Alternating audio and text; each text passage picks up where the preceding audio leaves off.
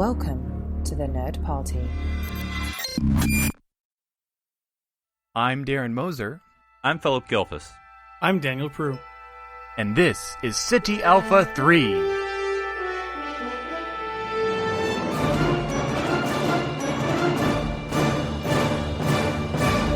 Welcome to City Alpha 3, a Star Trek podcast here on the Nerd Party. I'm Philip Gilfus, and this is not a Discovery Review episode for the first time in a few times. So I'm joined by Darren Moser and Daniel Prue, and folks, we're going to talk about all of Star Trek this week. All of Star Trek. It's going to be a long episode. Well, you know, we're going to break it up into parts, but can I give a Prometheus update? Sure. So I'm only about 4 hours left in the audiobook, and I'm really enjoying it. And this is the Star Trek Prometheus Fire with Fire, the first book of the Prometheus series. And it's good. I mean, you got this crazy torpedo, you got all sorts of stuff going on, you got Klingons, you got Romulan stuff, and it's really interesting. So I am definitely enjoying it. Recommend. And I'm glad I already have the second one purchased, so I can jump right to it once I finish this one. Yeah, I had to re-download that because I have it through Big Finish. I don't know if it's the same thing we're talking about. I mean, it's the same book. I don't know if it's the same file we're talking about. But anyway, I have to remember where I was. I doubt it'll start automatically where I was. So I'm sure I'm like 3 hours in or something. So have you done both, or just you're still on the first? I'm on the second one. I'm in the second because there's three. Okay. So yeah. So anyway, awesome. Yeah. But yes, I recommend. Well, have you all did any Star Trek updates from any of you all this week before we plunge into our topic of, I mean, we can talk about Discovery, but of non-Discovery, at least broadly speaking. I finished, I don't know if I probably mentioned this the other week, I did finish Autobiography of Jean-Luc Picard. It's a recommend. You know, I'm not going to give it 5 stars, but at least a good 4.5 or 4 stars. 4.5 stars. In honor of what we leave behind, which is coming out very soon. Oh, the Deep Space Nine documentary. Yeah.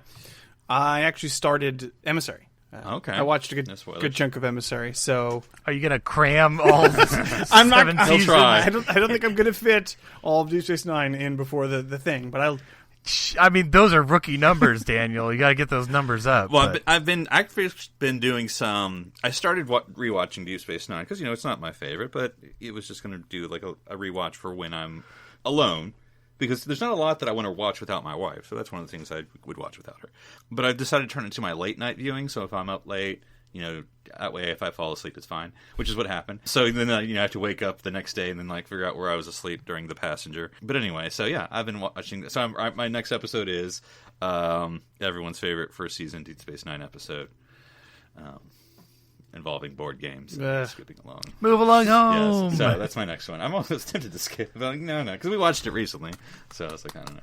But it is interesting to watch our early DS9ers. So cool.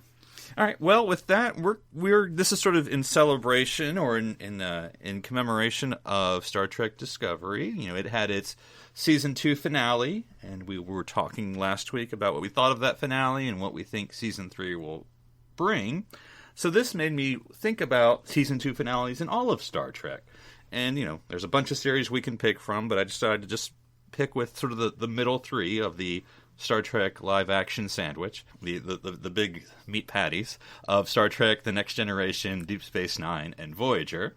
And so today we'll be talking about those Season 2 finales, which is, of course, Shades of Grey, The Jem'Hadar, and Basics Part 1. I was actually... thought it would just be Basics, but I watched it on Netflix and it was Basics Part 1. No, they liked sawing out their parts back in the day. Cool. So, because as I watched, I have a sort of a hypothesis going into watching these episodes, and I think it was somewhat confirmed watching these episodes, but we'll see if I'm right or not in talking about this. So, let's begin with our go-to series, The Next Generation, Shades of Grey.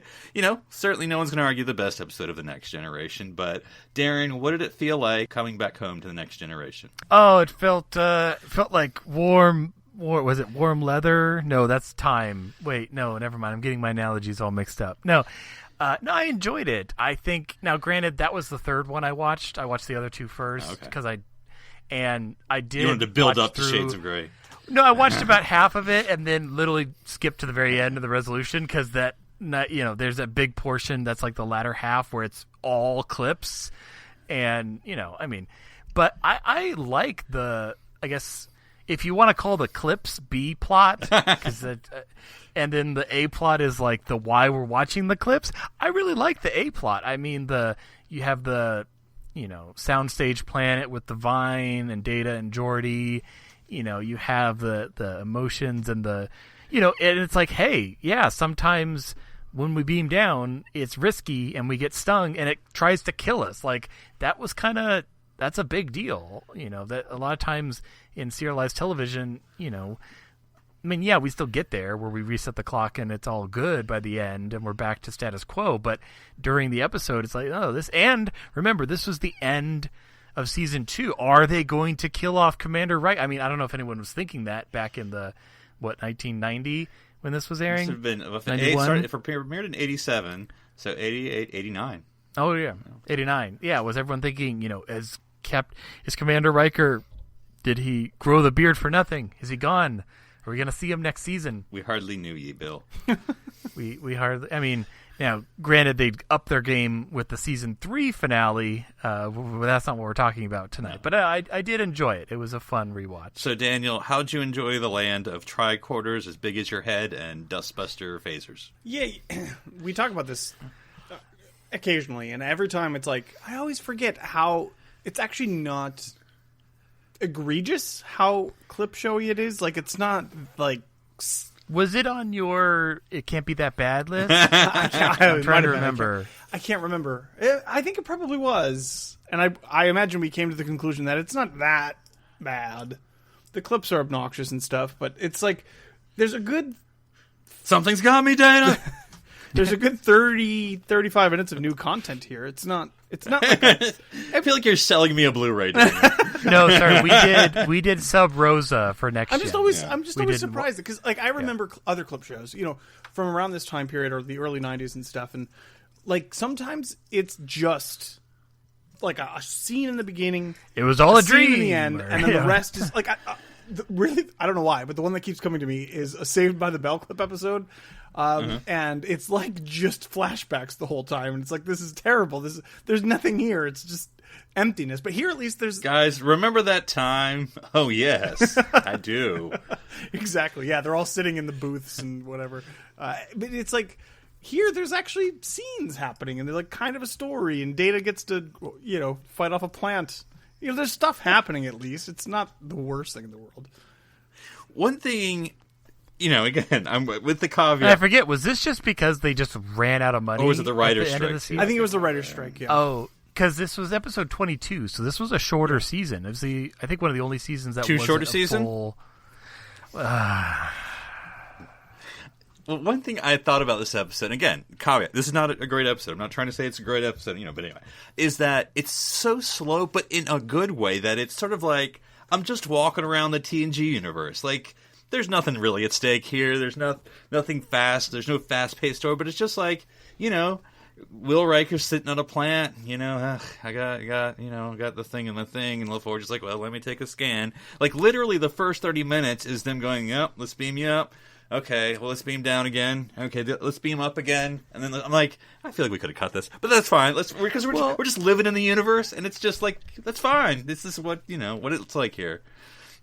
It was interesting. I was trying to watch it. I was trying to watch all 3 of these through the lens of the style of Discovery. Right. And I think, especially with like Basics and Jem'Hadar a little bit, but Basics definitely. I know we'll get to it, but I felt that it actually stood up really well for the type of television it was telling in the 90s. Or and early aughts. I guess that to say is, we look at Discovery a lot of times and think, oh, it's like all gritty and actiony, and everyone's so dramatic, and it's over the top.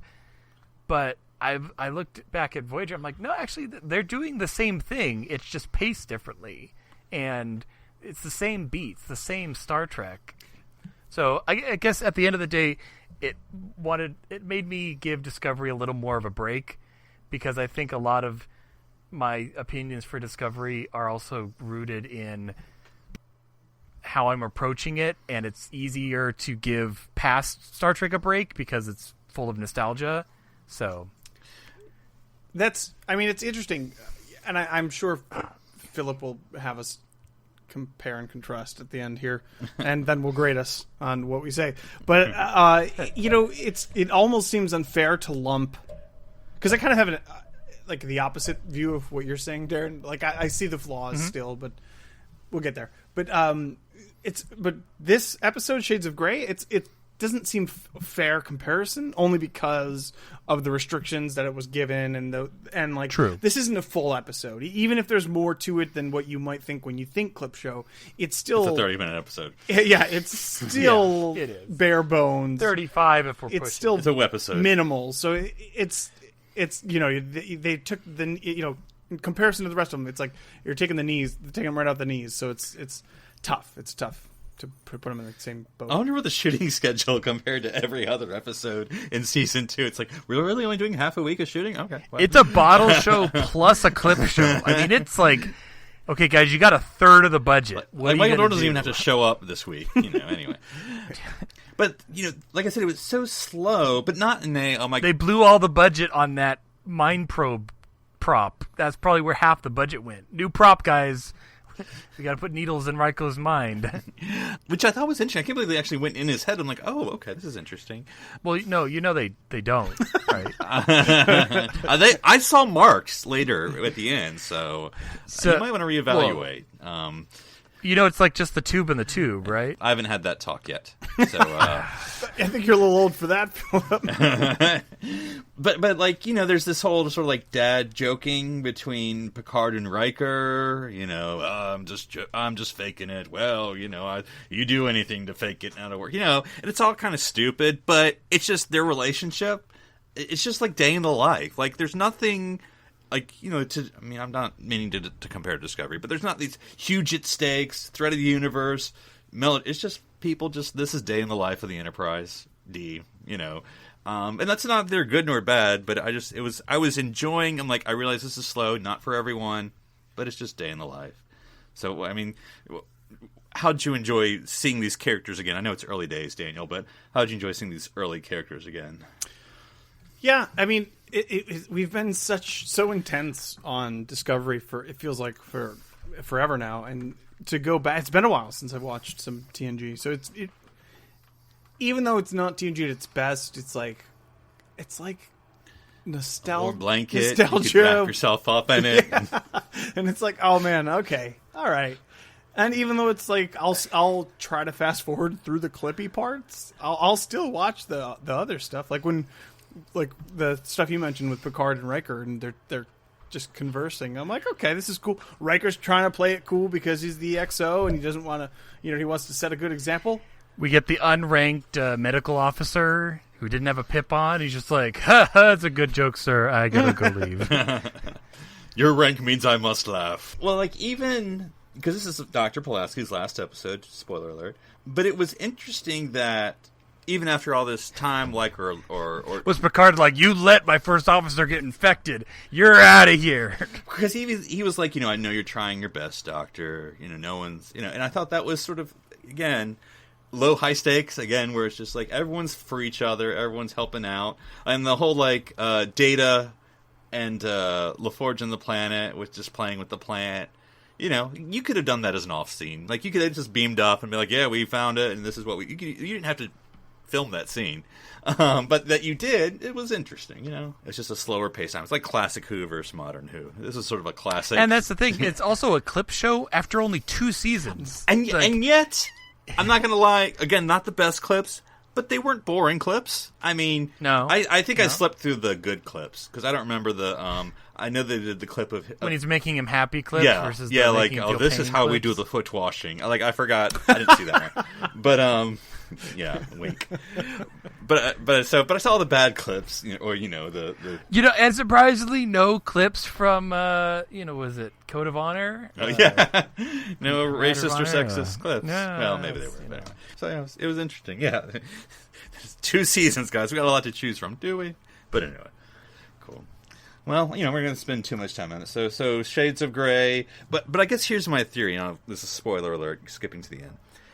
Because I think with all these, and you can tell me if I'm right or wrong, this is setting up a bridge, either consciously or unconsciously, to a soft reset for the next season. Because guess what? Next season, no Pulaski. We're going to have collar pops. We're going to have new sets. They're gonna find their tone. Yeah, and so this is a season 2 ending where a lot we're saying goodbye to, whether we knew it or not at the time. And notice they're not trying to set up something for next season. They're reflecting, but there's no like the Romulans are back. Yeah, or which they did in season 1, but not yet. But they're not doing it here. Right. Yeah. Right. Yeah, I wonder if that's more of I'm curious product of the writer's strike instead of, because it almost makes sense to always tease something, even if it's not like universe ending, whatever. I can't think of. I mean, every Star Trek after that, every season of every other Star Trek has always had something. Like we did it in season 1, we did it in season 3. I'm sure it was in season 4. I can't specifically remember now, but they're all 2-parters, if I'm remembering correctly. Right. So it's like to tease the next season isn't inherently a bad thing. Well, and Ronald D. Moore joined in season 3. Yeah. And Pillar, I think, was starting to get things together. Yeah. So anyway, but yeah, so that's season 2 of TNG closed. Unless you have any other thoughts. Oh, I just wanted to look at what we got next, like at the beginning of season 3, and we got Evolution. This was where is this the one with the? Yeah, it's the one with Wesley. Stubbs. Yeah, and baseball. Stubbs and Wesley. Yeah. Oh, Wesley got Was that? Did he have the gray jumpsuit in 2, or was that in 3?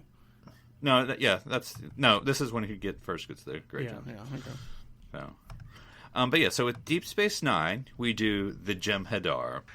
Complete opposite about setting up for future seasons. Well, no, I don't know. We can argue this. So just generally thinking, again, I was actually surprised because Deep Space Nine is not my favorite. That's fine, but I knew the Jem'Hadar, at least conceptually, and also I've seen the episode before. This is actually, again, not a complaint. Well, good, because Cisco and Quark, nobody else knew about the Jem'Hadar, so I'm glad you did. But this was not a complaint. A lot slower than I thought it was going to be in the beginning. I mean, it eventually got there, but it was like a lot of setup. But anyway, Daniel, what'd you think of revisiting Deep Space Nine in this season 2 ender?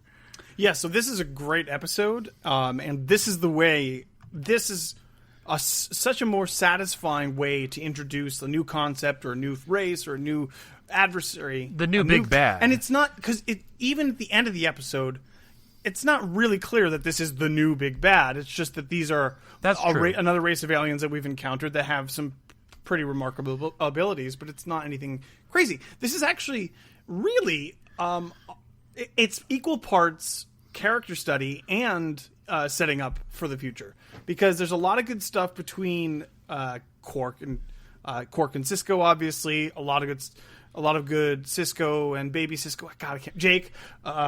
Did you forget Jake's name, Daniel? Baby Cisco. So this is. Was that baby Quark with him? This is baby Quark. Yes, nephew Quark. This is to me. This is kind of the start of the really awesome Deep Space Nine stuff. This is where it's starting to kick into high gear right away, and I actually really liked the Jem'Hadar.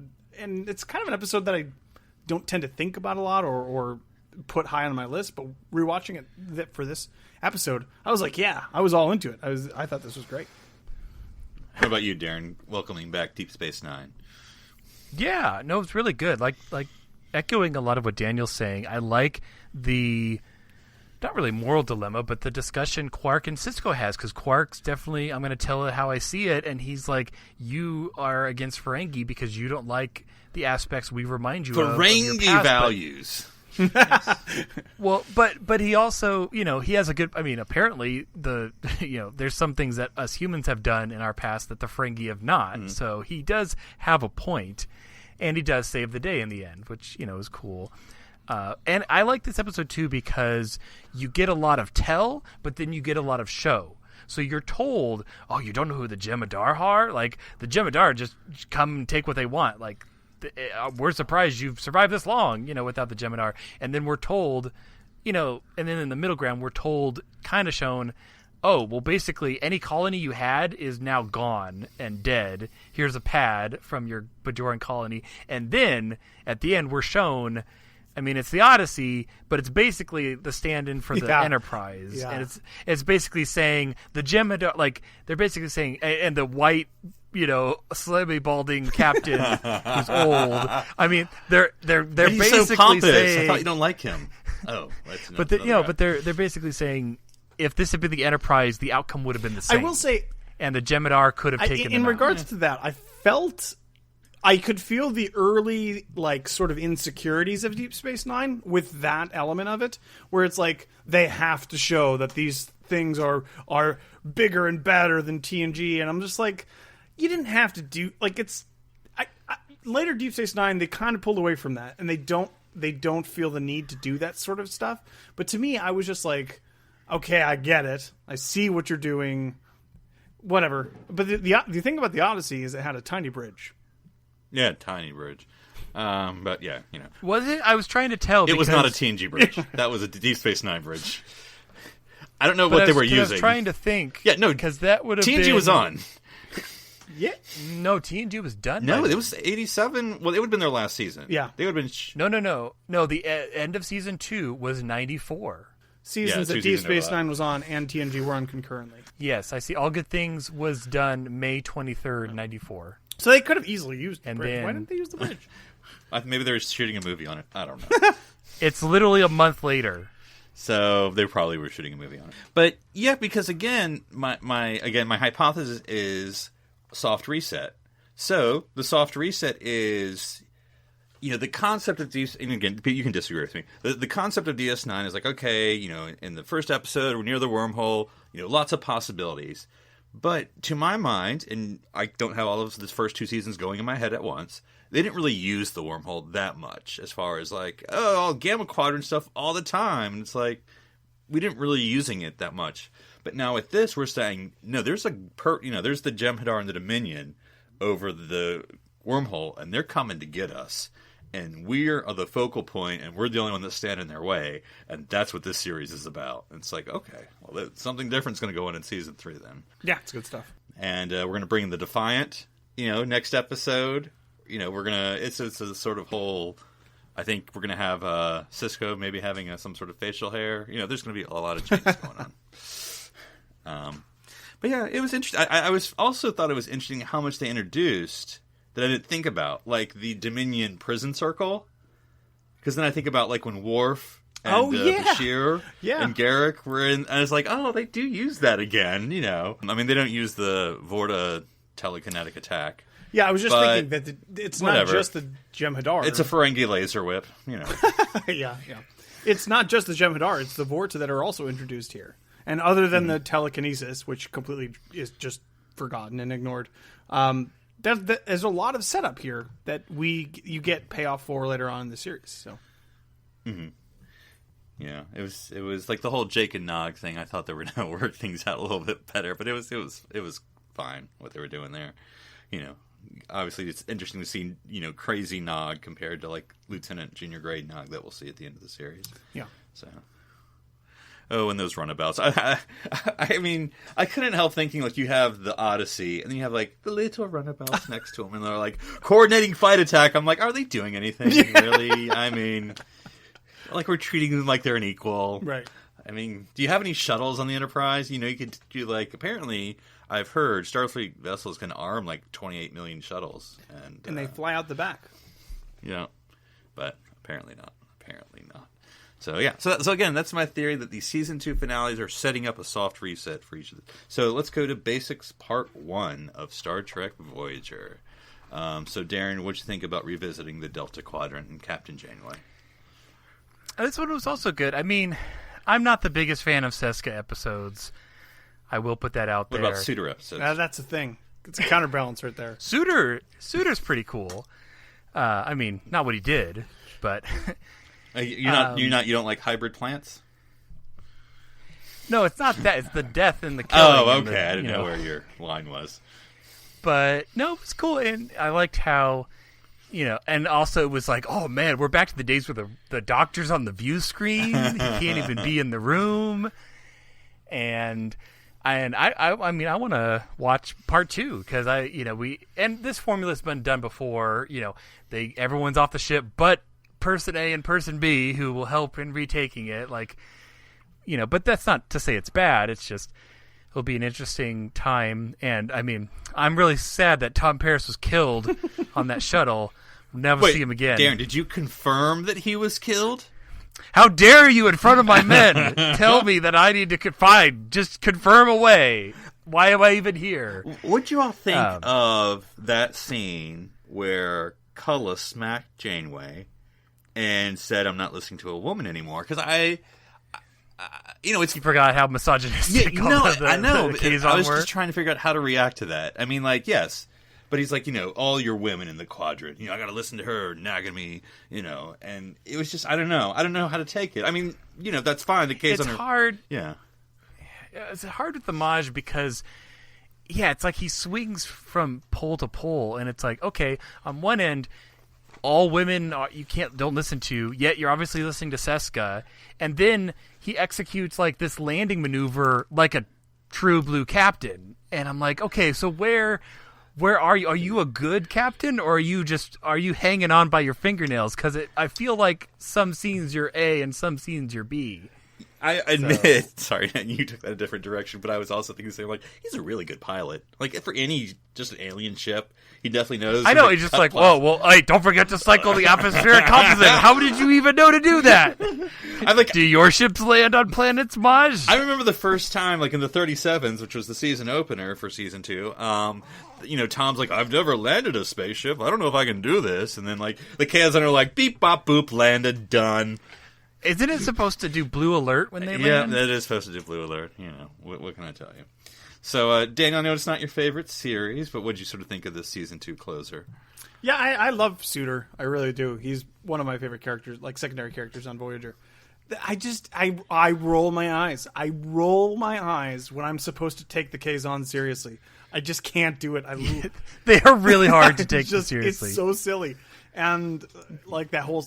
Do you think we know too much about them? I just think as a powerful force of big ships, they're scarier. But once you know who's at the helm, you're like, I can't take these people seriously. Like, down to their physical characteristics, they're just dopey looking. Like, they're mudheads. They're just silly, and they are never presented as a real credible threat. So it's like, and I don't know what the deal was, but they kept hitting the same part of the ship 15 times. Hey, maybe you should check out what that secondary command processor does, people. You might want to see what that does. Why they're always doing this. Why aren't you paying attention? I was waiting. Obviously, they're shooting at the same spot for a reason, but hey, why figure that out? Yeah, I was waiting for that question because, like, it reminds me sort of like, was it Star Trek Generations? Like, what's on deck 15? No, is it First Contact? I'm thinking of two different things at the same time. I'm thinking of First Contact, what's on deck 37? Deflector control, nothing important vital systems. When the Borg are deflector control seems pretty important, Worf. I think you have not been sitting in Lieutenant Hawk, yes. And then with... in Generations, it's when Kirk, deck 15, sections 8. Oh, wait, Kirk was on there, But it's just like, the secretary.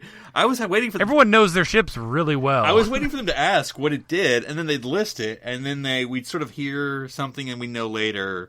But there's like, no, it's just a secondary command protocol, so those things. Although that begs the question: why is the emergency destruct program a secondary protocol? That seems pretty primary to me. Yeah. I got nothing. But, hey, Philip, this is the one thing on the ship where you and I must be in perfect agreement. Did we ever see a self-destruct on Voyager? I'm sure we did. But I just can't remember Chakotay ever being needed to do it. Here, if we're doing comparisons, too, it's worth noting that both Voyager Season 2 finale and Discovery Season 2 finale have the ability of the enemy, the adversary, to rush the bridge seemingly way too easy, without any sort of security protocols or... I mean, they came in through the shuttle bay, and they were on the bridge there's no way really to lock fast. Because that's true, they don't have transporters, right? No, they don't. Yeah, there's no way to lock these people out. Why is there not some sort of protocol that surrounds the bridge in some sort of a shield or something like that? I did like the whole Kazon blood bomb.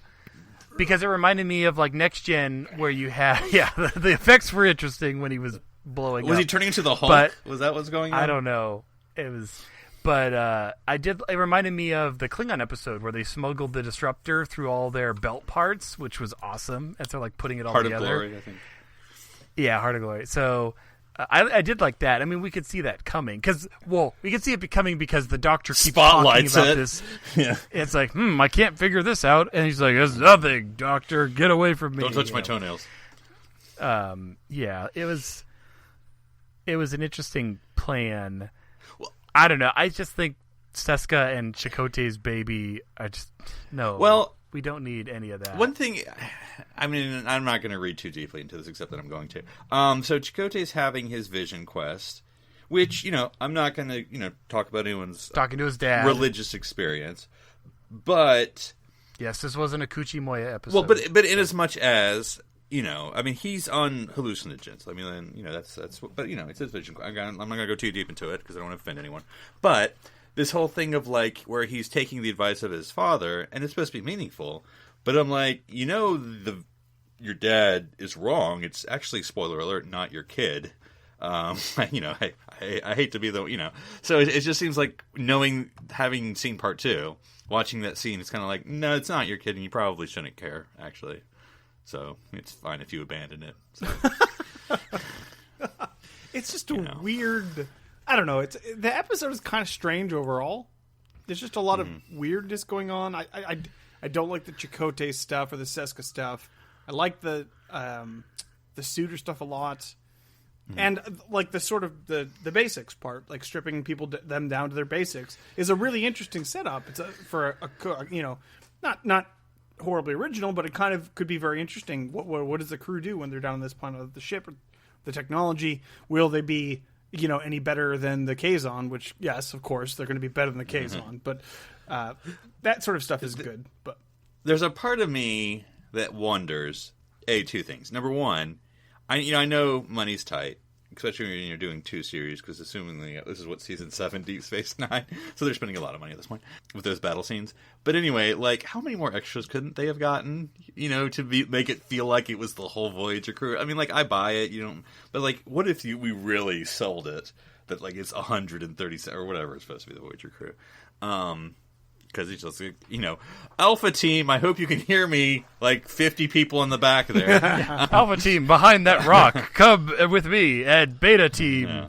But although it's like, now we know who's most important. It's first it's Janeway. I've got him on Neelix's team. Ugh, man. It's like, they're like, really? No, Neelix, you don't get a team. No, nonsense, Captain. I'm the morale officer. Gamma Team. Like, or it'd be funny if he said something like, I don't know what it is, like the 8th Greek letter. Like, he just doesn't even know. I like, he's like on Gamma Team and only Kess is assigned to him. And then, like, I don't know, someone else, and that's it. But also, my second wonder, what if they left him on the planet for, like, 3 episodes next season? Like, we really, like, Daniel, what you just said, like, they really explored. I mean, I don't know what the story is, but I mean, I could think of it if you gave me a second. But, like, what is it to be Starfleet on the Delta Quadrant? Do you start a new life? Or do you try to seek out, back home? Well, interesting, the episode after Basics Part 2 is Flashback, which you technically could do on the Basics planet. Because it's a lot of, like, Vulcan mind meldy stuff and repressed memory. But I was just looking at, like, the end of Season 2, and that was you just look at the last 3 episodes, and you have Tuvix, Resolutions, which is the one where they're on the planet, because they... Making out. Just making out. And then you have Basics Part 1. So that is an interesting end to your season, is those 3 episodes back to back. But I liked Basics. I liked how they mentioned that we got to be careful with our torpedo count again. Because I mean, they've established that torpedoes are more powerful than phasers. No, it was like when you said earlier, like, oh, the chasm comes through the shuttle bay. Maybe in Discovery and other ones, I could see like an interlocking thing, but like the shuttle bay on the Voyager has that lip, and how'd they get in there? Did they blast the doors? I'm assuming they got in there through like a boarding shuttle. Yeah, but then how'd they get the doors to open? They blasted through. Okay. I mean, we're also talking about how Tom's shuttle flew out while their shields were still up, even though they're underneath one of the ships. Like, they didn't drop shields, or they didn't say they did. Can you leave? Can you exit shields that are up? Well, like in Discovery, they do. I think energy can. It goes zing. Like the weapons can, but that's because they're tuned to it. Yeah, I'm wondering. That's true. But I don't. If you don't know think your own shield it frequency, works like, can't you pass through the shields? I mean, technically, you would have to because phasers would have to exit your shield. right? But I'm saying phasers are tuned, But so torpedoes that they can do too. that. Torpedoes have to exit the shield. Modulation, yeah. So you Yeah. would have to. But I'm pretty sure a physical shuttle is not supposed to be able to go through the shield. I don't know that that's ever been think established. I mean, we know they can't beam Right, through it, but that's a good point. I actually don't know for sure. Because what if the shields of the I'm one of the shuttle- engineers that never goes to engineering. So. or the shuttle bay, apparently. Yeah, that's interesting stuff. Though I feel like Voyager actually is, I feel like I can argue TNG and DS9 are setting up, even if unintentionally, in TNG's case, because they didn't know that, maybe. The Season 3 shift or soft reset, I think with Voyager, it's just going to be more of the same. For better or for worse. Like, there's nothing... Like, they're not setting up... I mean, the argument is there's a story, possibly, that's going to explore something different, but not that we're shifting the series any. Well, I'm also reading that, which is weird, because Season 2... That's right, the beginning of Voyager is so weird. I forget that Season 1 is Half only the season, 16 yeah. episodes. Because I was just reading 4 episodes of Season 2 were moved to Season 3. Mm-hmm. But I'm assuming they were moved, but then also replaced, because they're saying Basics 2, Flashback, False Prophets, the ones with the Ferengi, and Sacred Ground. That's the one with Kess is, I don't know, comatose. But that's interesting because I wondered if because of that they had to decide, let's make Basics this cliffhanger. If it was originally, because it's sounding like originally it was not intended to be a cliffhanger, it was just meant to be a 2-part episode in the series. But like I said, they obviously replaced it with something because this is a 26-episode series, and they weren't originally planning on it to be 4 episodes longer. Mm-hmm. I mean, that'd be 30. That'd be crazy, Philip. A 30-episode series? It's crazy. Let's do 10. Hey, you know what, Philip? I have something to add to your theory. Uh-huh. I actually did. I did extra credit this week. Did you look up Enterprise? I didn't just look it up. I watched the episode. Okay. Yeah, Ooh. The Expanse. Which one was Expanse it? From season 2. Oh, that's setting up. Oh, you're right. That's a whole setup. This is actually literally it's a backdoor pilot season 3. the soft reset. This is when the Xindi come in and they attack Flard. Oh man! So if you were trying to make that point, Philip, you missed the best example of season 2 setups. Because that obviously, there's a major tonal shift between season 2 and season 3 of Enterprise, and that's a solid episode as well. So, just adding that to the pile there. No, that's good. So I guess let me throw this out here, guys. So as I've gotten you to think about this without thinking about it, can it be argued that Discovery can basically do a soft reboot for season 3? Oh yeah, and TOS, it's Assignment Earth, which was their backdoor pilot to the Gary 7 stuff. Exactly. That never went Did not work anywhere. out, but- So season 2 is reboot / spinoff setup. That's what it's. We should not be surprised at all what they did in Discovery. It's been foretold in the stars. Yeah. So I mean, like, it's almost, I guess I'm arguing against type that, guys, season 3, let's give it a chance. We can start all over again, which is what I said at the end of season 1. I'm looking forward to season 3 of Discovery. I think I would be looking forward to it a little more if Jojo wasn't on the ship, but they can. Because maybe okay. Here's prediction again. That's how they'll solve it. Opening shot of Discovery season 3, episode 1.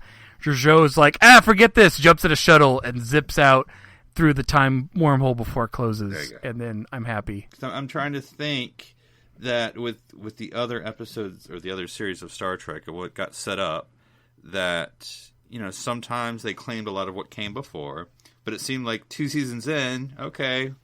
I don't think we're going to get canceled, guys. We can. What else do we got? We've set up the premise. What else we got? But I guess one thing that, this isn't turning into why we don't like Discovery again. But I guess I was thinking about this, and you guys can tell me if I'm wrong. With Next Generation, like TOS, it has the opening prologue. So it's like, what's this series about? It tells you in the prologue. Seek out new life, new civilization. Go. So we're not going to have this arc, but what we're going to be doing is seeking out new life and new civilization. That's what we do. Deep Space Nine, a little more vague. But like I said, with the emissary set up, but then I was expecting trumpets inside the station. There were no brass section. Right. That's what but like with the season 2 ender, it's sort of setting up this new premise, or at least it emphasizing the original premise of gateway to another quadrant, and there's danger. That's true. And we're the first step. So that's Deep Space Nine. Is this collection of the cold Bajoran, Cardassian Starfleet thing, but we're the front, we're the big, the doorstop to the Gamma Quadrant Dominion. We were the front line, or we were the last outpost, to the wormhole, and now we're the front line if they're coming back the other way. Right. Voyager has always just been we're Delta Quadrant Star home. There's nothing really necessarily more to that. For better, for ill, right? That's just what it is. Enterprise. It's been a long time getting from there to here. It's basically, it's the prologue of Star Trek. And that's, again, for arguments first. But then again, season 2, we're going to correct that and say, well, we're also getting ready for this we're being attacked. So this is now the premise of the show. It's getting from there to here, but we're also getting there to here, responding to this attack. Discovery, I still don't know what the show's about. It's...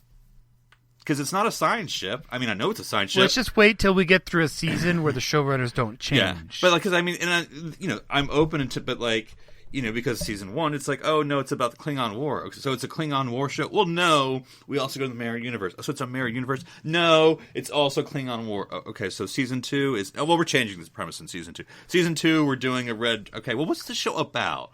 Star Trek, yeah, but what's about, and so I still don't know what the show's about. The show is about, or at least it has been in the first 2 seasons, Michael Burnham. So I imagine there's going to be some... It's all about you, Michael. There's going to be some future threat that only Michael Burnham is exclusively... I'm guessing it's going to be they have to find her mom again. Right. Maybe. They're not going to be delivered to the mom's doorstep. They're going to still have to find her in the future. And if they don't find her, the universe explodes, guys. The entire universe just blows up. So I guess I'd be interested in just setting up a premise. And I guess they're doing season by season premise, and I'm sure that's not the name of what you do that. But it's just like a larger, what's the the elevator pitch for Discovery? Can I It's more like the elevator broke and they were trapped in an elevator for 3 hours. It's a good Babylon 5 episode, by the way. What would you find more satisfying? Would you want to... I could just watch you die. Would you want to see a Voyager type series, but only in time? Or would you prefer them to accept their fate and then just exist in the future and build something off of that? I think that would be a more satisfying thing than having them fight a ship of the past having to live in the future. Yeah. Well, and that's a good point. What if because it's what is their goal? Is their goal okay, they made it to the future and control is destroyed, but you can't go back to the past because that would bring the sphere data back. So if they're able to remove the sphere data and then it's now we have to get back? Yeah. What is their goal? Is it sort of like a... this is going to be terrible, but I'll do this analogy. Is it like a Planet of the Apes situation where, because judging by Calypso, and I don't know, there's a lot of speculation, but judging from Calypso, the Federation doesn't exist, or if it does, it exists in some perverted form. Because what was it called? The Federation? Whatever. I don't think he called it. Yeah, something, I know what you're talking about. But it seemed like it. But I don't think. I think that was a totally different group in a different corner of space. I never got the impression that was an evolution of the Federation. It seemed to imply because it was in the name of the Federation, but said in a different way, and it seemed that I forget the guy's name. The Federation. Yeah, that was sort of his enemy. That that's what stranded him or something. I'd have to watch Calypso again, and so maybe they sort of have to Discovery crew sort of has to refound. Is that a word? Refine the recharter the Federation or something course correct. Guys, we're gonna make sure there's only 30 propositions in this charter. That's where we're going to stop it. I agree. No, yeah, I don't know what they're going to do. I guess I would be fine with it being. Gosh, that's a really good question. Are they going to be Voyagering back to the present, or are they just going to accept it and live in the future? I kind of could see it going either way. You know, I think living in the future would be fine. I mean, we were talking about Endgame, before this, Avengers, and we're not going to Star Trek Voyager. Yeah, but I guess I shouldn't really say anything because it's still really close. Yes. But all I'll say is, if Discovery was now going to Back to the Future into other times, I don't feel they've earned that yet. I don't feel they've earned the complexity to do that. Yeah, I don't think I want them I don't want them jumping all over time for sure. So this is sort of an exercise in season 2 finale, since we talked about Discovery, and maybe just what that means. The 2 seasons in, you can still change, not everything, but a lot of things, and still go forward with season 3, and then 4 seasons later, it's a whole new series, or you can see in hindsight the course correction that happened, or the opportunity that was there. So it'll be interesting. Yeah. Daniel, if folks want to hear about your season 3 reboot of Star Trek Discovery, where can they find you on the interwebs? They can find me on Twitter at OneUpDan. That's the number 1, not the word. And Darren, if folks want to talk to you about your reboot of Reboot, where can they find you? Reboot! They can find me on Twitter, Twitch, or Instagram under username Dr. Sci-Fi, DRSCIFI. And if folks want to talk to me about the Star Trek Discovery Endgame, I can write. They can find me at NC Public Servant. Well, until next week, talking more about the wide world of Star Trek, I'm Philip Gilfus. I'm Darren Moser. I'm Daniel Prue. Stranded here on City Alpha 3.